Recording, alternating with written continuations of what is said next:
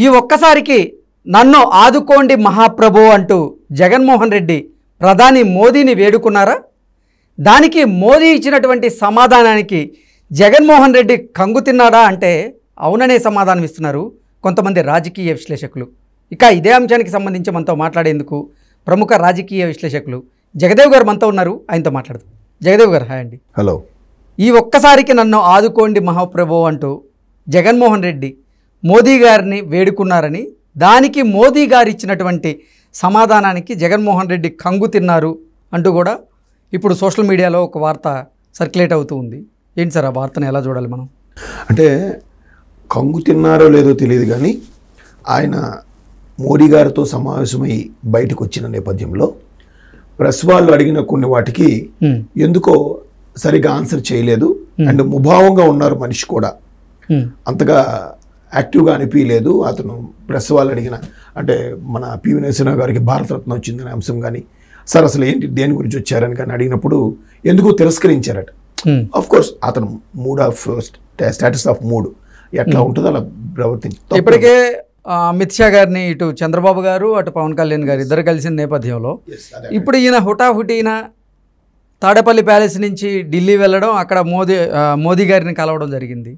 ఏంటి అసలు ఈ పరిణామాలన్నీ దేనికి దారితీస్తున్నాయి? లోపల ఏం జరిగాయి అన్నది అయితే జగన్మోహన్ రెడ్డి గారికి తెలియాలి, మోడీ గారికి తెలియాలి. బట్ బయటకు వచ్చేసరికి ఇట్లా మీడియా కాన్ఫరెన్స్ జనరల్గా మాట్లాడతారు కదా, మన తెలుగువారు ఎవరు వెళ్ళినా ఇలాంటి కీలక మీటింగ్స్ ఏం జరిగినా మిత్రులు సిద్ధంగా ఉంటారు. మన తెలుగులో ఉండే అన్ని ఛానల్ సంబంధించి కూడా ఒక్కొక్క ప్రతినిధి అక్కడ ఉంటారు, జర్నలిస్ట్. వాళ్ళు అక్కడ ఏం జరిగింది అనేది ఇక్కడ రాష్ట్రానికి నివేదిక ఇవ్వడంలో వాళ్ళ డ్యూటీ అది. సో అలాగా అడిగినప్పుడు ఆయన ఎందుకో తిరస్కరించడం జరిగింది. తిరస్కరిస్తే ఆటోమేటిక్గా మీడియా వాళ్ళకు ఉండే ఆలోచన ఏంటి, ఇప్పుడు యాక్టివ్గా సూపర్ లోపలికి వెళ్ళిన విషయం, వాళ్ళు అనుకున్న మాట్లాడిన విషయం లేదా అడిగిన విషయం ఏదో మనకు తెలియదు, ఏమడిగారనే తెలియదు. బట్ అనుకునేది అది వస్తే పాజిటివ్గా బయటకు వచ్చి ఓకే మాట్లాడారు, చాలా మోదీ గారు అతని టైం మాకు కేటాయించారు, విలువైన టైంని బాగా రెస్పాండ్ అయ్యారు అని విషయాలు చెప్తారు. అవ్వలేదు అనుకోండి, please no comment, please no comment. ఏంటి ఈ ఎన్నికల్లో సహకరించమని ఏమన్నా అడిగి ఉండొచ్చా జగన్మోహన్ రెడ్డి గారు? మేబీ తెలియదు. ఇప్పుడు వైసీపీ శ్రేణులు చెప్పే అంశం ఏంటంటే రాష్ట్రానికి కావలసిన వనరులు ఏవైతే ఉన్నాయో, ఎందుకంటే ఒక్క ఫిబ్రవరి నెలలోనే సుమారుగా ఎన్నో వందల మంది రిటైర్ అయిపోతున్నారంట ఆంధ్రప్రదేశ్ ప్రభుత్వం నుంచి. ఎందుకు ఈయన 65 కాస్త 62 చేశాడు అప్పుడు రాష్ట్ర లోటు బడ్జెట్ వల్ల, ఇతర కారణాల వల్ల. సో ఇప్పుడు 62 కూడా అయిపోయింది. 62 అయ్యేసరికి ఫిబ్రవరి 28కి కొన్ని వందల మంది, వేల మంది, 19,000 మంది ఎంతమంది రిటైర్ అవ్వబోతున్నారంట. అంటే సుమారుగా ఫిగర్ గుర్తులేదు. సో వాళ్ళందరికీ కూడా రిటైర్మెంట్ అయితే సెటిల్ చేయాలి కదా, అమౌంట్లు ఇవ్వాలి కదా, తర్వాత పెన్షన్లు, వాళ్ళ గ్రాట్యుటీ, వాళ్ళ ఈపీఎస్లు అన్నీ, పిఎఫ్లు అన్నీ సెటిల్ చేయాలంటే దానికి తోడు గవర్నమెంట్లో ఎస్పెషల్లీ అన్ని డిపార్ట్మెంట్లో ఉందో నాకు తెలియదు కానీ టీచర్స్ వాటికి మాత్రం వాళ్ళ పెన్షన్ కొంత అమ్ముకుంటారు ప్రభుత్వానికి. అమ్మితే రూపాయికి ఇంతని ఇస్తారు. అది మళ్ళీ 10 ఏళ్ళ తర్వాత పెన్షన్లో యాడ్ అయిపోతుంది. అదొక రూల్ ఉంది. అంటే నాకు అది డెప్త్గా తెలియదు కానీ అది కూడా అంటే వీళ్ళు దాచుకున్న డబ్బులు, పిఎఫ్, గ్రాట్యుటీ ఇట్లా అమ్ముకునేవి ఇవన్నీ కలిపి వాళ్ళు కొన్ని లక్షల్లో అమౌంట్ వస్తుంది రిటైర్డ్ ఉద్యోగులకి. ఆ లక్షల్లో ఇచ్చే అమౌంట్ ఏదైతే ఉందో సుమారుగా 34,000 కోట్ల రూపాయలు కావాలట. అంటే ఆ స్థాయిలో రిటైర్ అవుతున్నారు. సో వాళ్ళందరికీ ఇవ్వాలంటే బడ్జెట్ అమౌంట్ అవసరం కాబట్టి ఈ అంశంపై మాట్లాడడానికే ముఖ్యమంత్రి గారు ఢిల్లీ వెళ్ళారనేది వైసీపీ శ్రేణిలో ఓ వాచ. వాళ్ళు ఫేవర్గా చెప్పుకుంటున్నారు. బట్ లోపాయకారంగా చాలామంది విశ్లేషకులు చెప్పేది ఏంటంటే ఎప్పుడైతే అమిత్ షా గారి నుంచి చంద్రబాబుకు పిలుపు వచ్చిందో అప్పుడే కౌంట్ డౌన్ స్టార్ట్ అయింది, భయం మొదలైంది. మరోవైపు పవన్ కళ్యాణ్ గారిని కూడా అమిత్ షా గారు పిలిచారని చెప్తున్నారు. ఇంకొక వైపు పాత మిత్రులందరూ కలుపుకుపోయి ఎన్డీఏ కూటమి ఈసారి కేంద్రంలో 400 పైచిలకు ఎంపీ స్థానాలు గెలవాలని చూస్తుంది. అందులో భాగంగా కూడా చంద్రబాబు గారు పిలిచుండొచ్చు. ఇంకొకటి కూడా ఒక వార్త వస్తుంది జగదేవ్ గారు, అంటే టీడీపీ జనసేన భారతీయ జనతా పార్టీతో పొత్తు పెట్టుకుంటున్న నేపథ్యంలో ఆ పొత్తు వద్దు అని చెప్పడానికి జగన్మోహన్ రెడ్డి మోదీ గారిని కలిశారు అంటూ కూడా కొన్ని వార్తలు వస్తున్నాయి. ఏంటి నిజంగానే అంటే టీడీపీతో జనసేనతో మీరు పొత్తు పెట్టుకోవద్దు అని చెప్పేందుకే జగన్మోహన్ రెడ్డి గారు మోదీని కలిశారా అంటే ఏం చెప్తారు? అలాగా అది చెప్పలేం, ఎందుకంటే అంత మరీ ఓపెన్గా చెప్పరు.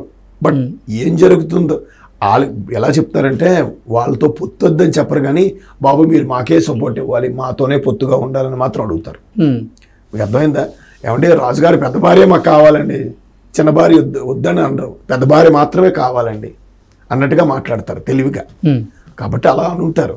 మీరు వాళ్ళతో పొత్తు అని చెప్పడం వద్దనడానికి ఈయనెవరు? ఒకవేళ ఈయన చెప్పారనుకోండి, వాళ్ళు ఎందుకు వింటారు?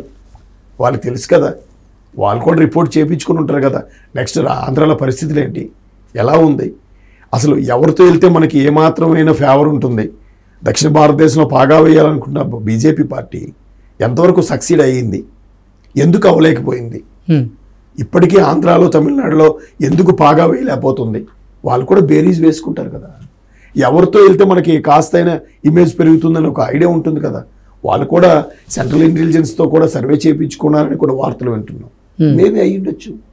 ఇది ఇప్పుడు కాదు, మోడీ గారు తెలంగాణలో సభకు వచ్చినప్పుడు కూడా ఎంక్వైరీ చేయించుకున్నారు. తెలంగాణలో ఏ ప్రభుత్వం రాబోతుంది, ఏంటి, ఎక్కడ పొత్తులేంటి, ఆంధ్రలో పరిస్థితి ఏంటి, ఇలా కూడా ఉంటాయి. కాబట్టి వాళ్ళు ఎవరు చెప్పినా అందరికీ కూడా గౌరవంగా ఓకే టీకే బాత్ కర్రు అంటారు, గౌరవంగా సాగనంపుతారు. బట్ వాళ్ళ వ్యూహాలు వాళ్ళ ప్లాన్లు వాళ్ళకు ఉంటాయి. వాళ్ళు అల్టిమేట్గా లోక్సభలో ఎక్కువ సీట్లతో గవర్నమెంట్ ఫామ్ చేయాలి. సెంట్రల్ మన చేతిలో ఉంటే రాష్ట్రాలన్నీ మన చేతిలో ఉన్నట్టే. అది బీజేపీ ధ్యేయం. సో పాత మిత్రులందరూ కలుపుకునే ప్రయత్నం చేస్తున్నారు. కాబట్టి ఖచ్చితంగా బీజేపీ టీడీపీ అంటే బయట నుంచి గెలిచిన తర్వాత అక్కడ మళ్ళీ సెంట్రల్లో సపోర్ట్ ఇవ్వచ్చు, కానీ ఎక్కడైతే కలిసి పోటీ చేస్తారని మాత్రం క్వశ్చన్ మార్కే. మొత్తానికి టీడీపీ బీజేపీతో కలిసి ప్రయాణిస్తుంది ఫ్యూచర్లో లోక్సభ బేస్గా. ఓకే, అసలు మొత్తానికి జగన్మోహన్ రెడ్డి గారు మోదీని గెలవడానికి కారణం ఏంటంటే ఏం చెప్తారు? ఒక ముక్కలో అంటూ ఎవరు స్వప్రయోజనాల కోసం వాళ్ళు కలుస్తారు. ఇప్పుడు దాంతోపాటు పక్కనే ఆయన బయటకు వచ్చిన విజయసాయి రెడ్డి గారు కూడా ఉన్నారు, చూసాం, లోక్సభలో కలిశారు. ఖచ్చితంగా ఇదే అంశం మీద ఉంటుంది. ఏముంటుంది, రాష్ట్ర ప్రయోజనాల కోసం ఉంటుంది. మాకు రాష్ట్రంలో అది ఉంది, ఇది ఉంది పరిస్థితి, మేము రాష్ట్రం ఈ స్థాయిలో నిలబెట్టాలనుకుంటున్నాం, మీరు మాకు హెల్ప్ చేయాలని ఏవో చెప్తారు. చెప్తే వాళ్ళు ఓకే నువ్వు ఈ 5 ఏళ్ళు గొప్ప పొడిచావులే, గొప్ప చూసావులే అని అనరు వాళ్ళు. సరే టీకే దేఖలం చూస్తాం, మేము చూస్తాం, చేస్తాం అని అంటారు. ఎవరు వ్యూహరచన వాళ్ళవి. రాజకీయం అనేది ఓపెన్ అయిపోయి మన రాష్ట్ర మంత్రుల్లాగా ఆడో సన్నాసి ఆడో వెధవని మాట్లాడరు ఎవరితోనైనా. ఓకే నమస్కారం, అదే రాజకీయం. బీజేపీ వాళ్ళు అందులో మహానిష్ణాతులు. వాళ్ళు ఎవరిని ఎక్కడ పెట్టాలి అక్కడ పెడతారు, ఎవరిని ఎక్కడ కొట్టాలి అక్కడ కొడతారు.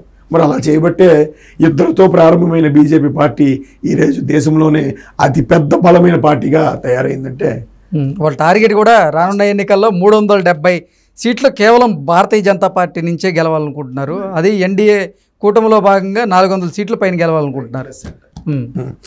370 కష్టం, కానీ 300 వస్తే గొప్ప.